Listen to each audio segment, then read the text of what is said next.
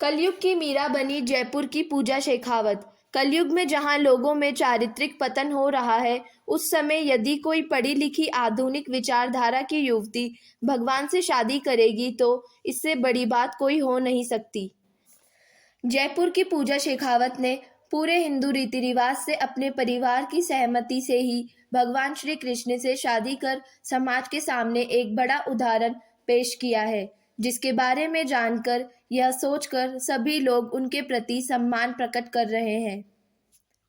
पूजा का कहना है कि वह बचपन से ही शादी नहीं करना चाहती थी। उसने यह बात अपने माता पिता को भी बताई। माता पिता और रिश्तेदारों ने शादी कराने की कोशिश की। पूजा नहीं मानी, बचपन से ही मंदिर में जा जी।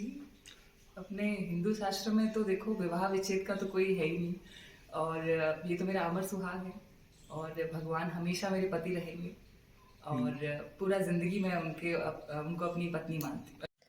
पूजा को बचपन से ही मंदिर में जाने की ललक थी। इस दौरान ननिहाल में ठाकुर जी की तुलसा जी से विवाह देखा, फिर पंडित जी से बात की। उन्होंने बताया कि शास्त्रों में ठाकुर जी से विवाह का वर्णन है और यह शास्त्र सम्मत भी है।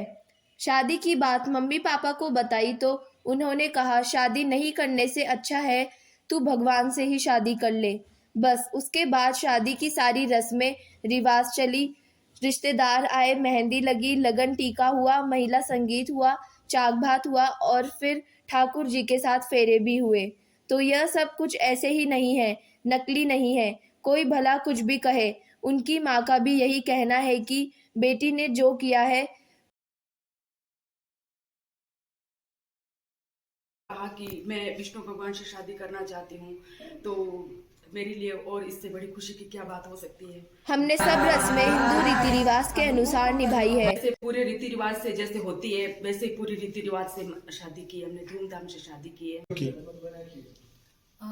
मुझे बचपन से ही था कि मैं शादी नहीं करूँगी। मुझे शादी का शुरू से ही नहीं था कि मैं शादी करूँ, बट कुछ टाइम पहले मंदिर में जाना और पंडित जी से मिलने के बाद ये एहसास हुआ कि मैं भगवान से शादी कर सकती हूँ। मैंने जब उनसे पूछा तो उन्होंने कहा कि हाँ, ऐसा अपने शास्त्रों में लिखा गया है कि आप विष्णु भगवान की प्रतिमा के साथ विवाह कर सकते हैं।